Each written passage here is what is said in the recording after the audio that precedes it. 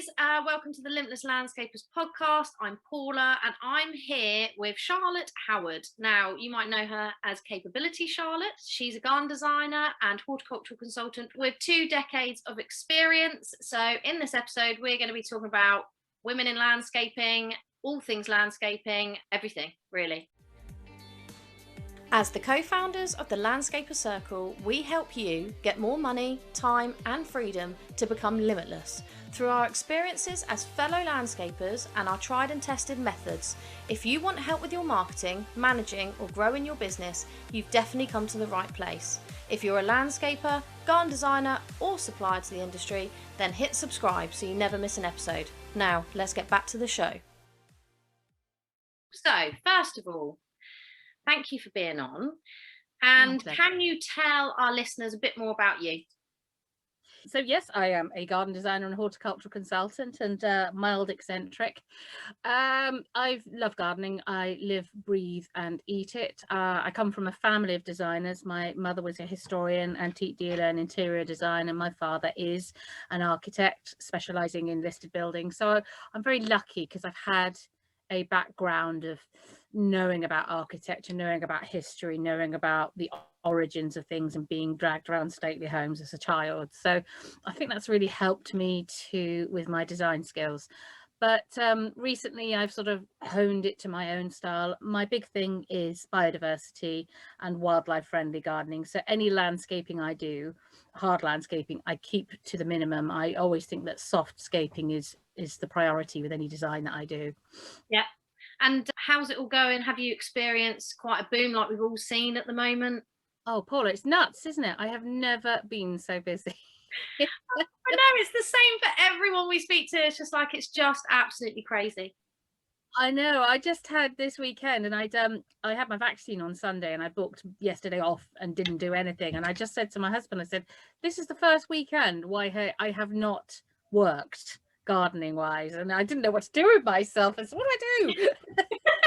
What am I meant to be doing? I'm meant to be going out. I'm sure we're supposed to be following up some emails or chasing a plant order. Plants have been a nightmare, but I'm sure you've been finding that too.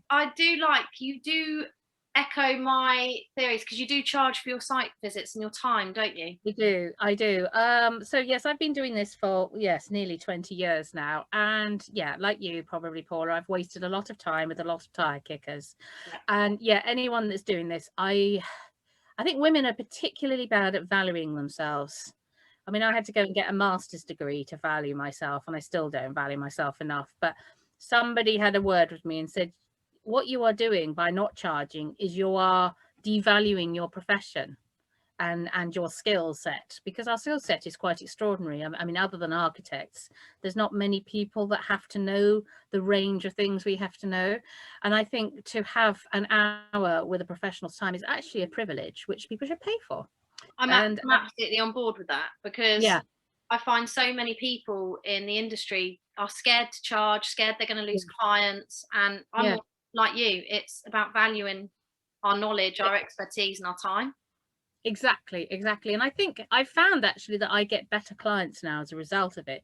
Yes, okay, people won't contact me, but then those are the time wasters. Those will be the ones that will be, niggling away at your fees at the end of the session or going, oh, it's not quite right. Or so if you weed those annoying people out right from the beginning, then you know that the customers that you take on are the good sales. I've come from a sales background actually, so it's a bit like that with retail sales as well. You have to attract the right kind of customers. Absolutely, me too. I'm a salesperson inside. Yeah. It does make a difference having worked in retail, doesn't it? Oh yeah, absolutely, because that's probably the hardest place I found. It's quite a hard place to work, yes, because you're with the general public all the time, and it's not very great hours, weekends, and stuff like that. So I absolutely agree, but it's a good grounding for no, I worked for the Arcadia Group and worked my way up from sales assistant right up to store manager, and I worked for House Fraser as well in a really big store. I was running the beauty department, and my god, running those women was a challenge. But and I think that customer service is got ingrained into me, and I'm sure into you as well, Paul. And I think that's what makes me stand out as a designer, that customer service is key. Yeah. It's not all about I'm a wonderful designer and you're privileged to have me, or something like, because there are designers out there like that. I'm all about customer service, and if I'm running late on a project, or if I know that I've taken on too much, I will communicate with the clients and say, look, you know, your design's probably going to be a little bit late because A, B, and C. And they really appreciate that, because that doesn't happen. No. You know, how many times have you called a contractor out to see your house or something and they've not even turned up?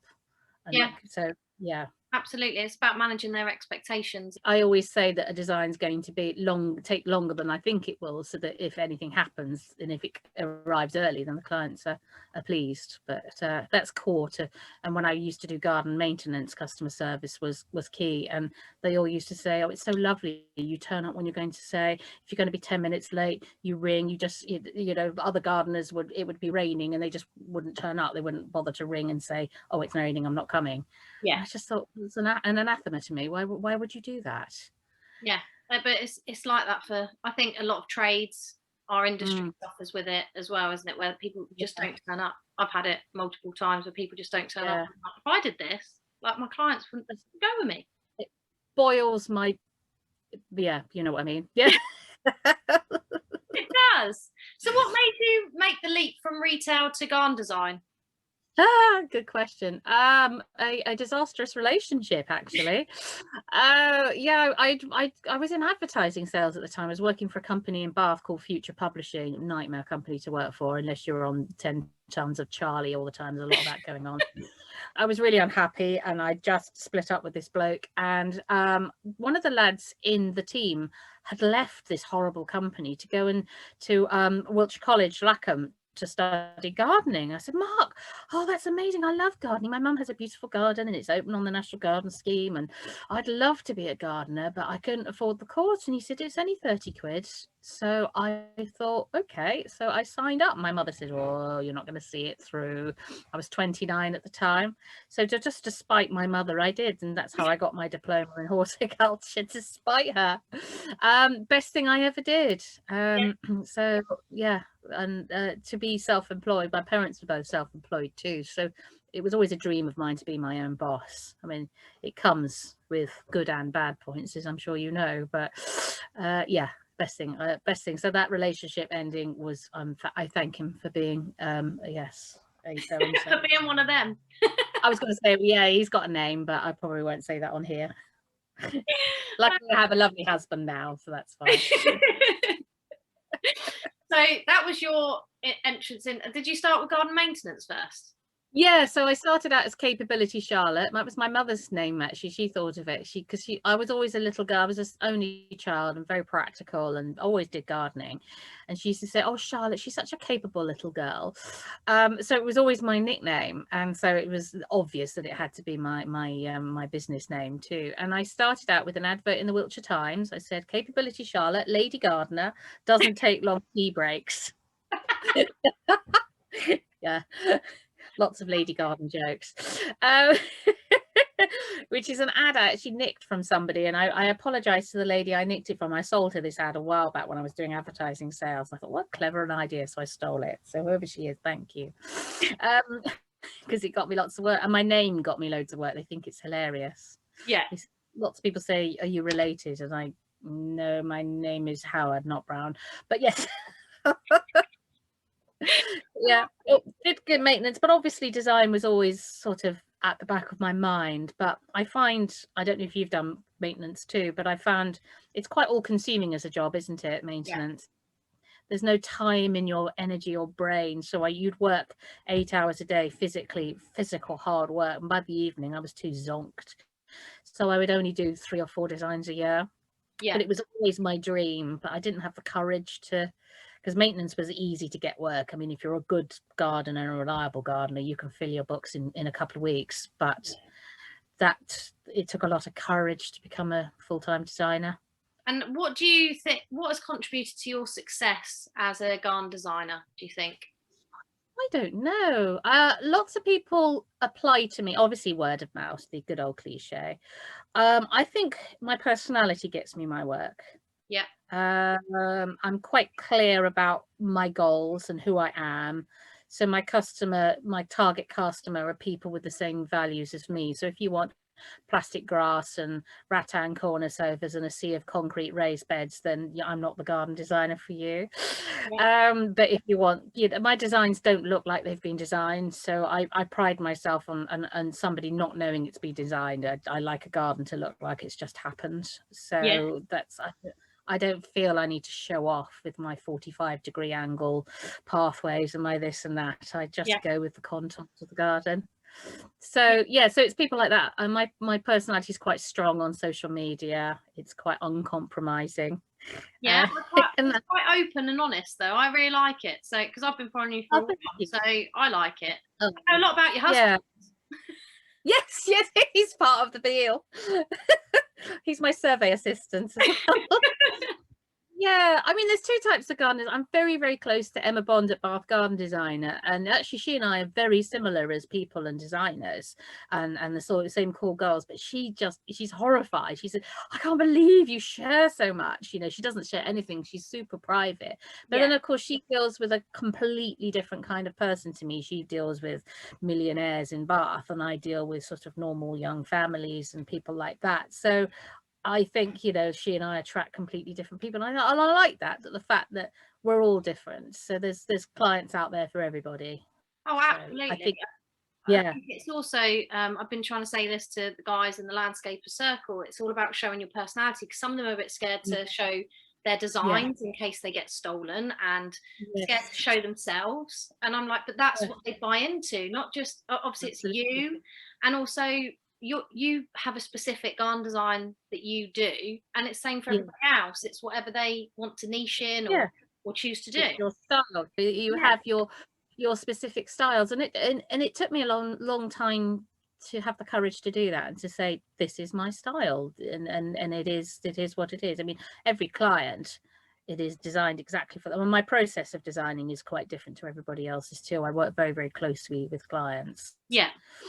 We design the gardens together, so it's very much a collaborative approach, which a lot of designers don't do. They just take a brief and then they come back with 4 different designs that aren't quite right, whereas I design the garden, I draw it in front of the client. So after that 2-hour consultation, we know what the design is going to be because we've done it together. Clients really love that way of doing things. Absolutely. And what I do love is you're controversial. You did touch on it. If you want flashy hard landscape plastic grass, I'm not for you. No, I love this because I'm not a fan of artificial grass either. I do not like artificial grass, and so many people are still asking for it. I mean, so why not artificial grass for you? God, okay, why not artificial grass? Well, first of all, it looks bloody awful. Sorry to swear, but it looks awful. It's okay for the price. I worked this out actually because I asked somebody to price one up for me, and I think for an average garden, to do it properly, it's about £6,000 to lay an artificial lawn. So okay, £6,000. Okay, I can get that you might be disabled, you might be lazy. Fine, we're all lazy. I hate mowing the lawn. I'm not going to judge you for that. So if you don't want to mow the lawn, if you don't want to maintain it, well, for £6,000 you could pay a gardener £10 an hour for, I think it worked it out now, for 5 to 10 years, you can pay a gardener to maintain your garden for once a week in peak gardening season for the price of a lawn. So it just doesn't make sense. So you can actually pay someone, you can employ somebody, give somebody regular employment. If you're a disabled person, you're having somebody come to your home that you trust, that you know, that can, I mean, I remember my friend Katrina, Garden Genie, she says that we're the 4th emergency service because we're often there to help. We don't just garden sometimes, particularly female gardeners. We do shopping, we do errands. And to have somebody, why wouldn't you want somebody like that? Or if you don't want somebody in your house, buy a robo mower. If you're really that bad, or landscape it. People go, oh, I don't want any maintenance. Well, lawns are really high maintenance. Fill a border, a really beautifully packed border with perennials and grasses. Requires my one. I do about 10 minutes a month in my garden because I'm so lazy. Because my borders are so packed, the weeds don't get a look in. I love that. So, that's the reason. So and then obviously there's the environmental impact. Most artificial lawns aren't recyclable, they go to landfill. the ones that say they are recyclable, there aren't actually any plants in this country that will accept them. So like all of the plastic bottles that you blithely think are being recycled, they're not. They're being put on a boat and being shoved over to some poor third world country that has to deal with it. So yeah, and also microplastics going into the soil. They get to incredible heat in the summer, so they're incredibly dangerous for children and dogs. They smell, they need cleaning, they need sweeping. Anyone that says plastic lawns are low maintenance are lying, because they're very high maintenance. So there we are. There's a little bit of a rant there. No, but I like it, because I absolutely agree. I've been trying to put many people off because we don't like them. We don't install them. I think we have a massive responsibility as landscapers and designers to think about the future, and all too long we haven't been doing that. We've been shoving down hard, and people will say, well, what about patios and concrete? Well, I also think they're bad as well. Yeah. So I am now reducing my patios down drastically. I'm using hog-in gravel a lot more than, Yeah. I mean, that's not ideal, but of all of the hardscaping surfaces, hog-in is one of the best. Yeah. It's a byproduct of the quarrying industry, so you're not digging stuff up from the seabed. But yeah, so I think we all have a responsibility to think about wildlife and think about the future when we're designing. And I wish hard landscapers would, like you, would have the courage to make a stand and say, no, I'm not going to do that. Yeah. Because I think we would actually get more work if they did. I agree. I mean, rewilding, I see that you're into that. Yes, I'm not mowing my lawn. Not that I've mowed my lawn this year at all anyways. But no mow May.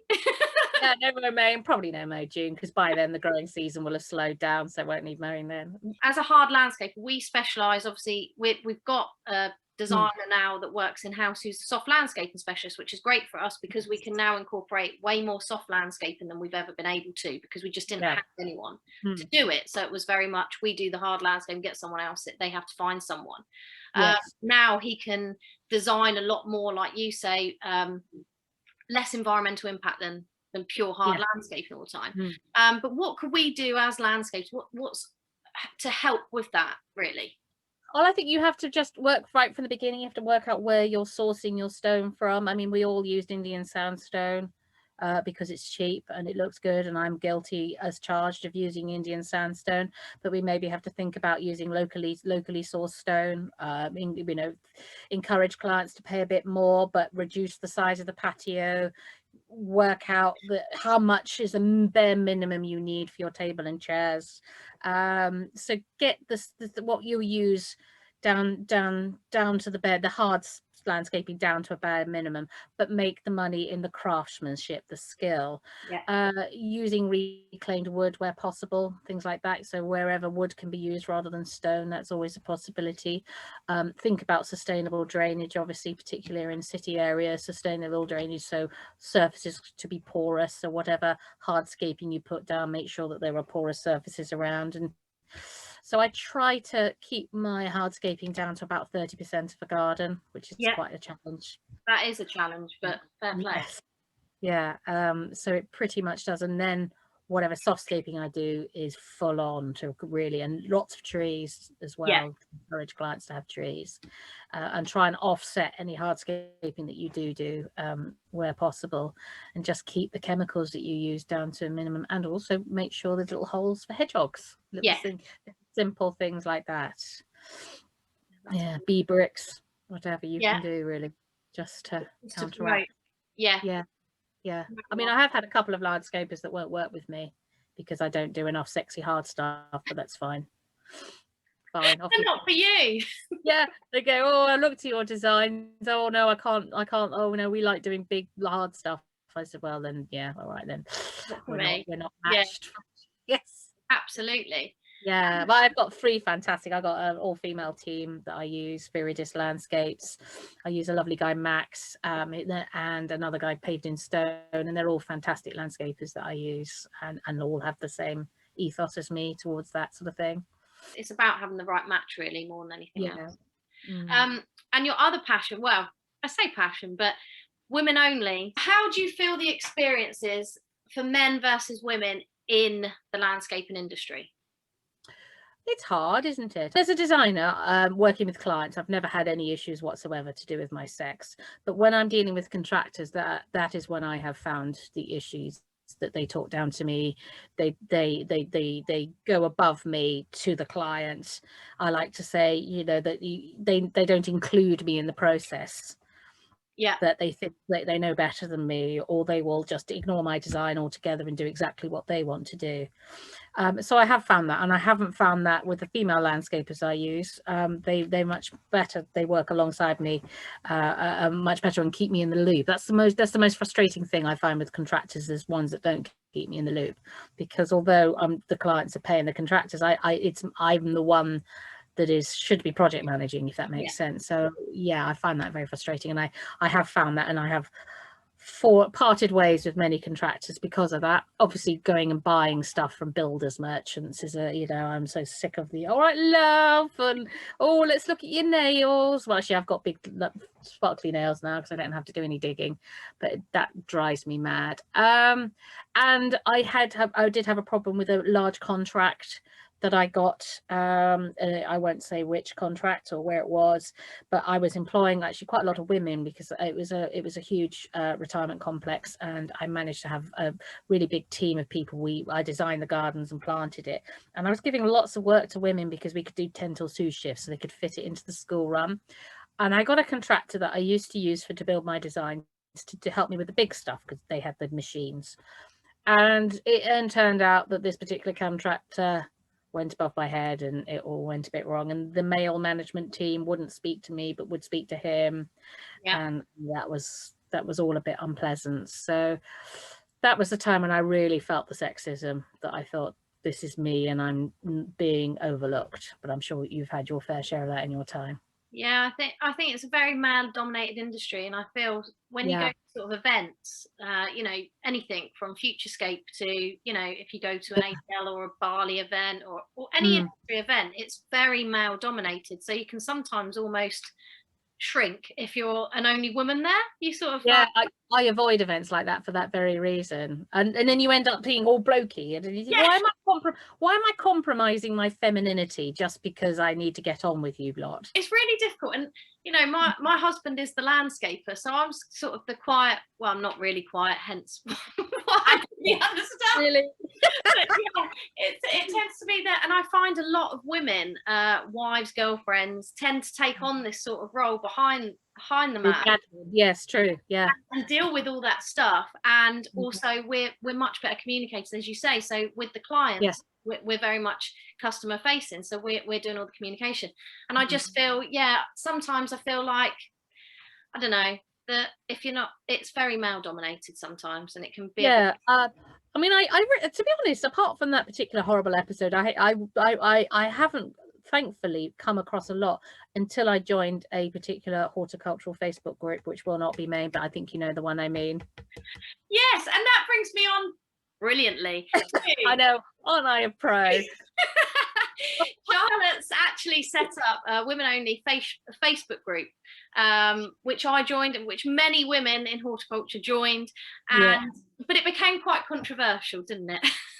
Yes, so I made the mistake of mentioning that I run the Women in Gardening networking group, and I don't like using the word women only, but obviously it is, because I don't want to feel that I'm excluding men, but I think women need a safe space to talk about various things. There are various practical issues like bras and periods and peeing and things that you don't want to discuss in a group with men. I mean, there was one woman that did bring up bras, and some bloke made some stupid comment, and then I had a guy went all feminist on him, and I'm just making a joke. And so I just think women need a safe space, because we are different, we're emotional, we live and breathe our jobs, and we are nurturing. I mean, I know that's a cliche, we're all very different, and there are men that nurture, but I think women really appreciate that safe space where they can feel that they can talk about their issues, and juggling childhood, or looking after ill mothers, or whatever it is. I love our little group, and it's not bitchy at all. So I think I've banned one person from it. Have you? That's good. Only one. I'm impressed. Oh, that's pretty impressive. It doesn't need any adminning at all, that group, because everyone's loving it. I mean, Yeah. I think you're right. It was basically a safe space to chat because Yeah. it can be hard anyway, posting in groups Mm. when you're new, or you know, Yeah. you don't know how people are going to react. So you can get Yeah. that imposter syndrome and fear. And I think it's even worse if you're a woman posting in sort of a very male dominated Yeah. landscaping industry type place. So I think it's great that you set it up on your own. I think, yeah, like you, I think the women only just caused chaos for a day. Yeah, for a day, until someone else made something Yeah. controversial. Probably my friend Beth. She and I are controversial thing. It does make me laugh. Oh, bless their little fragile faces. And I guess, like I was, he said, "Oh, well, what if I started a group for men only?" Yeah, okay, crack on. Probably Yeah. be really boring, but crack on.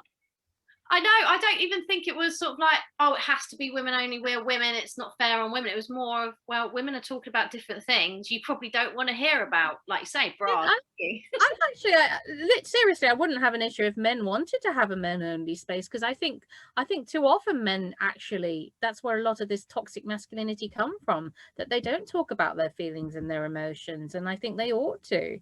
So I think it may be either if they wanted to have a space where they didn't think they were being judged by women. So what do you reckon? Top 3 lessons to succeed and have longevity in the industry? Oh gosh, to succeed, right? Be well organized. That's keep on top of your clients, however it takes. Post-it notes, Google lists, Teams, whatever it is, whatever thing. That is my key, is to keep on top of your clients. Communicate is another thing, and keep learning. Yes. Organization, communication, and learning. Wow. Yeah. That is our conversation. Oh, it's lovely to chat to you, Paula. It's nice to see you properly. I follow you all, we follow each other on social media, but I know, it's weird, isn't it? Because you see people on social media and then you see them face that and you know what they look like, and you see it's a completely different experience. Yeah. Yeah. It's even better when you can meet people in person, I suppose, when we're on long day. Definitely when all this crap is over, I'm gonna try and organise some sort of women in gardening group. Oh, absolutely.